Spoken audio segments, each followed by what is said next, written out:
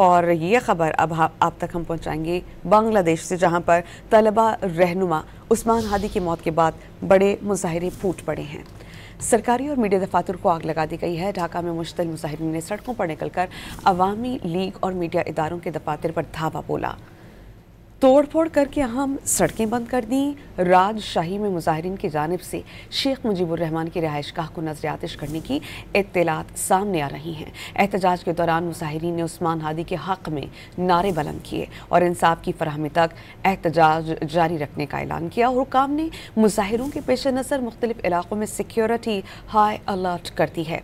शेख हसीना वाजिद की हुकूमत का तख्ता उलटने वाली तलबा तहरीक के अहम रहनुमा उस्मान हादी को गुज़श्ता जुमे को कातिलाना हमले में कत्ल किया गया था।